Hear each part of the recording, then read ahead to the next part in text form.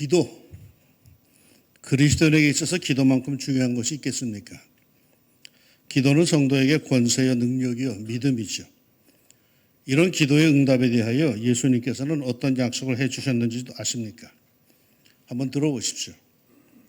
내가 또 너희에게 이르노니 구하라 그러면 너희에게 주실 것이요 찾으라 그러면 찾아낼 것이요 문을 두드리라 그러면 너희에게 열릴 것이니 구하는 이마다 받을 것이요 찾는 이는 찾아낼 것이요 두드리는 이에게는 열릴 것이니라. 내가 진실로 너희에게 이르노니 누구든지 이 산도로 들리어 바다에 던져지라 하며 그 말하는 것이 이루어질 줄 믿고 마음에 의심하지 아니하면 그대로 되리라. 그러므로 내가 너희에게 말하노니 무엇이든지 기도하고 구하는 것은 받은 줄로 믿으라. 그리하면 너희에게 그대로 되리라. 너희가 내 안에 거하고 내 말이 너희 안에 거하면 무엇이든지 원하는 대로 구하라. 그리하면 이루리라. 너희가 기도할 때에 무엇이든지 믿고 구하는 것은 다 받으리라.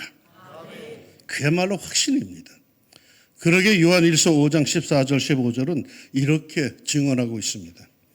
그를 향하여 우리의 가진 바 담대함이 이것이니 그의 뜻대로 무엇을 구하면 들으심이라. 우리가 무엇이든지 구하는 바를 들으시는 줄을 안즉 우리가 그에게 구한 것 그것을 얻은 줄을 또한 아느니라. 그러니까 한마디로 말해서 무슨 뜻인가요? 믿음으로 간구한 것들은 그대로 다 이루어질 것이라는 그런 뜻입니다. 주님께서 이루어 주시겠다라는 뜻이죠. 그렇다면 여러분, 그동안 기도한 것들 다 이루셨습니까? 이루어진 것들도 있고 이루어지지 않은 것들도 아마 있을 겁니다. 이루어지지 않은 것, 어쩌면 그게 정작 더 소중하고 급한 것인지도 모르겠는데 왜 그것들은 이루어지지 않았을까요? 물론 하나님의 뜻, 다른 계획이 있어서 그랬을 겁니다. 아니면 그 기도의 내용이 단순한 내 욕망이었기에 그랬을런지도 모릅니다. 그러나 그것도 저것도 아니라면 뭘까요? 그 기도의 내용들이 그리 악한 것들도 아닌데 하나님께서도 기뻐하실 만한 것인데 왜 이루어지지 않았을까요? 아마도 또 다른 이유가 있을 겁니다. 성경 창세기 앞부분을 읽다 보면은 가인의 후예들 이야기가 쭉 나옵니다. 그런데 그 가인의 후예들은 내려갈수록 아주 잔인한 역사를 이루어냅니다. 사람을 해치고 죽이고도 눈 하나 깜짝하지 않는 그런 악한 역사를 그들은 써내려갑니다. 그럼에도 하나님께서는 그들을 곧바로 심판하지를 않으십니다. 도리어 그들은 잘 먹고 잘 삽니다. 그러다가 비로소 창세기 6장에 가면은 이런 말씀이 나옵니다. 여호와께서 사람의 죄악이 세상에 가득함과 그의 마음으로 생각하는 모든 계획이 항상 악할 뿐임을 보시고 땅 위에 사람 지으셨음을 한탄하사 마음에 근심하시고 이르시되 내가 창조한 사람들을 내가 지면에서 쓸어버리되. 그리고 11절 이하에 다시 한번 이 말씀이 반복 강조되어 나옵니다. 그때 온 땅이 하나님 앞에 부패하여 포악함이 땅에 가득한지라 하나님이 보신즉 땅이 부패하였으니 이는 땅에서 모든 혈육 있는 자의 행위가 부패함이었더라. 하나님이 노아에게 이르시되 모든 혈육 있는 자의 포악함이 땅에 가득함으로 그 끝날이 내 앞에 이르렀으니 내가 그들을 땅과 함께 멸하리라. 하나님께서 보시기에 사람의 죄악이 세상에 가득하였다라고 합니다. 그뿐 아니라 사람의 마음으로 생각하는 모든 계획이 항상 악했다라고 합니다. 그 결과 세상은 부패하고 포악함이 가득하였답니다. 더 이상 선한 것을 기대할 수 없다라는 뜻입니다. 이때 하나님께서는 드디어 세상을 물러서 심판하실 계획을 노아에게 알려주시고 피할 준비를 시켜주십니다. 또 한 가지 주목할 이야기는 이스라엘 백성들이 애굽에서 종살이 할 때의 일입니다.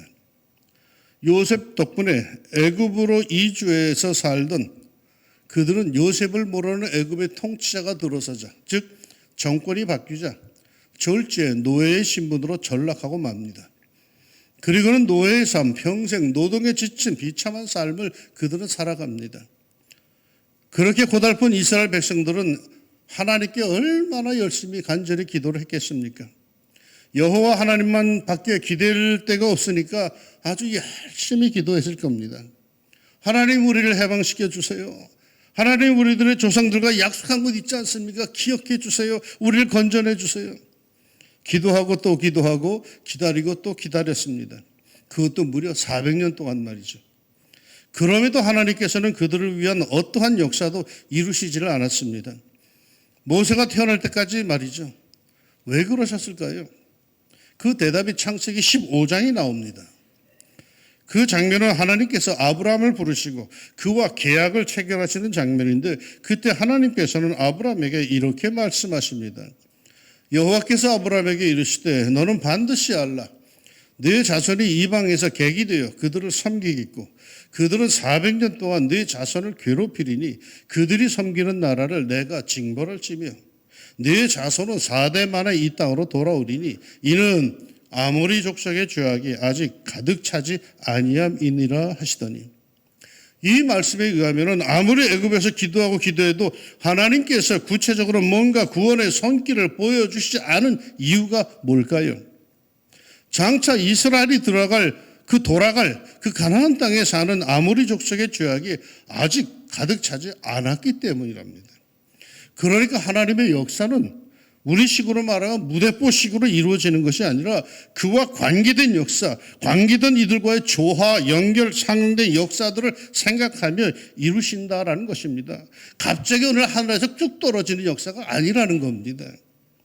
이스라엘이 애굽에서 나와 가나안에 들어가기 위해서는 먼저 선결되어야 할 일이 있었는데, 그게 가나안 토착민 아모리 족속의 범죄가 일정 수위까지 충만해져야 하는 것이었습니다. 뭔가 하나님께서 가득 차기를 기다리신다는 것을 엿볼 수 있는 대목이죠. 그래서 그랬을까요? 예수님께서는 가식적이며 음흉한 바리새인들을 책망하시면서 이렇게 냉정하게 말씀하신 적이 있습니다. 화 있을진저 외식하는 서기관과 바리새인들이야, 너희가 너희 조상의 분량을 채우라. 악의 분량을 채우라는 겁니다. 그러니까 범죄함에도 하나님이 보시는 분량이 분명히 있다라고 하는 의미입니다. 내가 지금 죄 짓고 사는데 아직도 멀쩡하게 잘 사는 이유는 뭐냐? 찰 때까지 기다리신다는 게 하나님께서. 이것은 말이죠, 심지어 순교자들의 간구에도 적용이 됩니다. 요한계시록 6장 9절 이하에 이런 내용이 나옵니다. 다섯째 인을 떼실 때 내가 보니 하나님의 말씀과 그들이 가진 증거로 말미암아 죽임을 당한 영혼들이 제단 아래에 있어 큰 소리로 불러 이르되, 거룩하고 참되신 대주제여, 땅에 거하는 자들을 심판하여 우리 피를 갚아주지 아니하시기를 어느 때까지 하시려 하냐니까 하니, 각각 그들에게 흰 두루마기를 주시며 이르시되 아직 잠시 동안 쉬되 그들의 동무 종들과 형제들도 자기처럼 죽임을 당하여 그 수가 차게까지 하라 하시더라. 억울하게 죽임을 당한 순교자들이 자기들의 피를 신원하여 달라고, 이 억울함을 풀어달라고, 원수를 갚아달라고, 세상을 빨리 심판해달라고 간구하고 또 간구합니다. 어디에서? 하나님의 보좌 바로 밑에서 말이에요. 그런데 하나님께서 그때 하시는 말씀이 순교자의 수가 찰 때까지는 기다리라 하십니다. 무슨 의미일까요? 역시 하나님께서 마지막 심판을 하실 때에도 뭔가 기대한 분량, 기다리는 충족수가 있다라는 뜻이겠죠.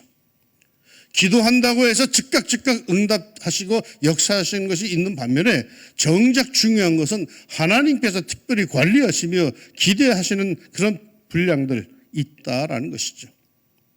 이것을 오늘 본문에 보면 아주 분명히 밝혀지고 있습니다. 오늘 본문의 상황은 이러합니다. 에스겔이 바벨론 1차 포로 때 바벨론에 끌려왔어요. 거기에서 계시를 받으며 고국에 남겨진 자기의 동포들에게 너희들 더 이상 그렇게 살지 말고 회개하고 하나님의 긍휼을 얻으라고 호소하고 또 호소합니다. 그럼에도 그의 동포들, 예루살렘에 남겨진 이스라엘 백성들은 지멋대로 살다가 나라가 결국 완전히 망하고 말았습니다. 다 포로로 끌려갔고 이미 망한 북쪽 10지파는 세계 곳곳으로 다 터져버리고 말았어요. 이제 그들에겐 소망이 없는 셈이에요. 왜? 나라가 완전히 박살이 나버렸으니까. 그런데 에스겔이 이러한 상황에서 하나님의 계시를 받는데 아주 기가 막힌 계시를 받습니다. 한 절 한 절을 한번 보겠습니다. 흩어진 너희를 모아 고국 땅으로 데리고 가리라. 맑은 물을 뿌려 정결케 하리라. 새 영, 새 마음, 새 육신을 주겠다. 어디 그뿐이랴. 나의 성령을 너희에게 부어줄 것이고 너희는 즐거이 말씀을 청정할 것이다. 너희는 약속의 땅 가나안에서 살 것이며 나는 너희 하나님이 되고 너희는 나의 백성이 되리라. 내가 곡식이 풍성하게 해줄 것이며 기근을 멀리할 것이고 모든 밭의 소상 열매를 풍부하게 해줄 것이다. 그러면 너희들은 스스로 자기들의 악한 길 행위들을 기억하며 부끄러워하고 돌아설 것이다. 그때 나는 너희를 완전히 정결하게 할 것이고 네가 사는 성읍들은 다시금 건축되고 재건될 것이다. 그렇게 되면 지나가는 사람들이 너희가 사는 것을 보며 야, 에덴 동산 같구나 하고 감탄할 것이다. 얼마나 좋습니까? 말만 들어도 정말 좋아요. 그런데 이것을 누가 이루십니까? 36절에 너희 사방에 남은 이방 사람이 나 여호와가 무너진 것을 건축하며 황폐한 자리에 심은 줄을 알리라. 나 여호와가 말하였으니 이루리라. 하나님께서 이루어 주신다는 약속입니다. 그러니 이것이야말로 확실하고도 확실한 거죠. 의심할 필요가 없죠. 100% 보장된 약속입니다. 더군다나 하나님께서 약속해 주신 것이니 그대로 될 줄로 믿습니다 라고 아멘 하면 되는 겁니다. 아니 무슨 의심이 필요하겠습니까? 이스라엘 백성들이 그렇게 살아서 그렇게 이룰 것이다가 아니라 나 여호와가 말하였으니 이루리라고, 즉 하나님께서 말씀하셨으니 하나님께서 이루실 것이라고 선언하셨으니 무슨 수고가 필요합니까? 이거야말로 아멘 하면 그대로 다 되는 거죠. 그런데 말이에요, 이상하게도 하나님께서 이상한 사족을 하나 다루셨어요. 37절에 주 여호와께서 이같이 말씀하셨느니라. 그래도 이스라엘 족속이 이같이 자기들에게 이루어 주기를 내게 구하여야 할지라. 무슨 뜻입니까?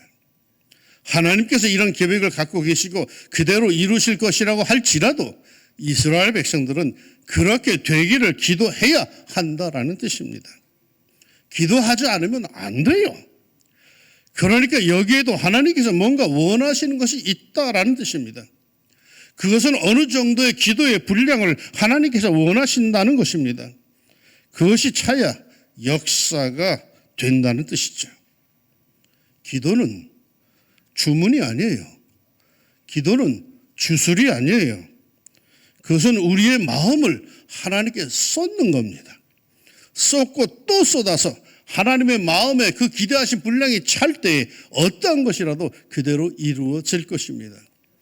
기도가 주문, 주술이라면 상대방은 나의 형편과 관계가 없이 주문이 외워지고 주술이 읊어지면 역사를 해야 합니다.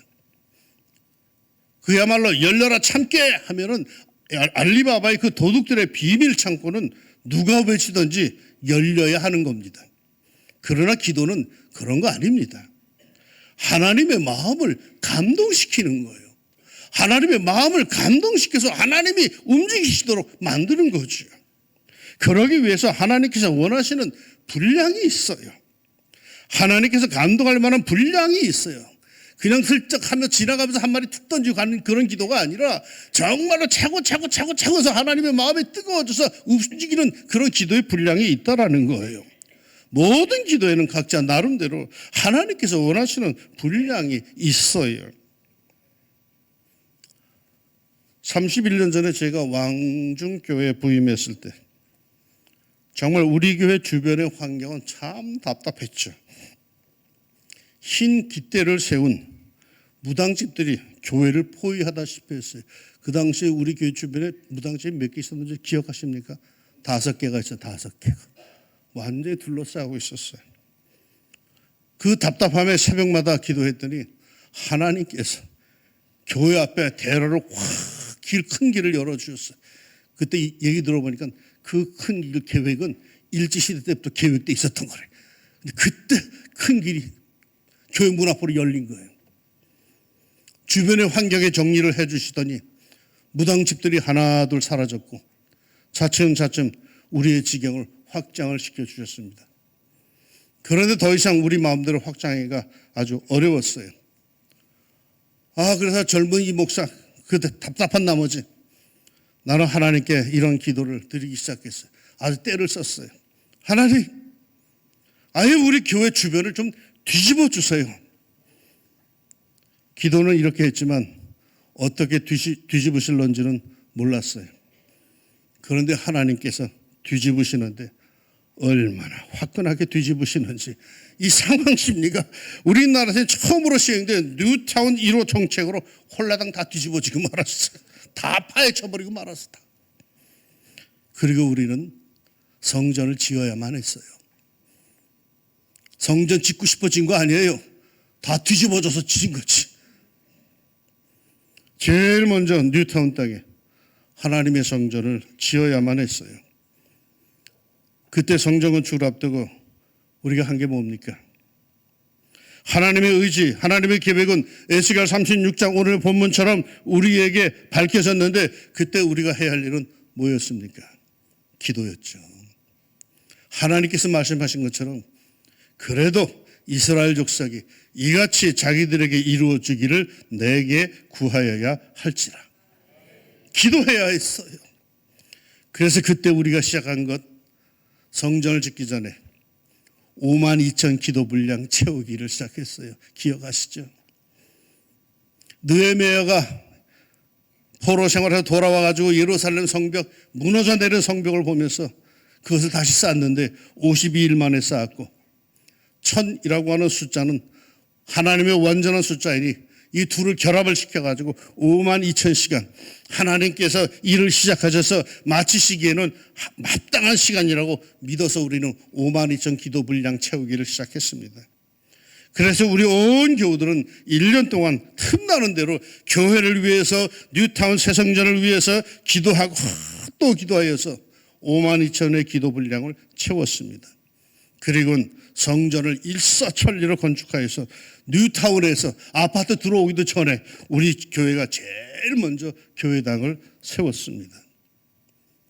사랑하는 여러분, 믿음도 있고요, 열성도 있어요. 그러면 이루어져야 하는데 이루어지지 않았어요. 이유가 뭐라고요? 우리에게는 기도 분량이 있어요. 이 분량을 채웁시다. 개인적으로도 그렇고 사업도 그렇고 나라도 그렇고 교회도 그래요. 하나님께서 원하시는 기도의 분량이 있어요. 한번 중얼거리도 기도하고 자신도 뭘 기도했는지조차 기억도 못하는 그런 기도, 잊혀져 버린 기도는 그 하나님께서 별로 좋아하시지도 않아요. 기도의 분량을 채웁시다. 교회는 올해 120년의 역사를 넘어섭니다. 새로운 역사가 열릴 것이고 교회 모든 환경에도 큰 변화가 있을 겁니다. 이런 새 역사를 위해서, 변화를 위해서 고민하고 기도하는 중에 작년에 제가 여름에 피정 갔을 때에 하나님께서 제게 감동을 주셨어요. 기도 분량을 채워라. 그 채우기 전엔 어림도 없다. 120년의 역사, 120명의 기도의 제사장들, 그리고 120시간의 기도의 분량을 채우라. 그러면 그 기도의 분량이 얼마나 되는지 아십니까? 셈이 빠른 분들은 나올 겁니다. 120명이 120시간을 기도하면 14만 4천 시간이 나옵니다. 어디서 들어본 것 같죠? 14만 4천? 의도하고 제가 이거 한 거 아닙니다. 하고 나서 몇 주 지났는데 가만히 묵상하는 중에 그게 떠오르는 거예요. 요한계시록에 나오는 그 험악한 세월에서 구원받은 사람들의 완전수가 14만 4천입니다. 뭔가 하나님께서 예비하신 놀라운 은혜와 복이 우리에게 있는 줄로 믿습니다.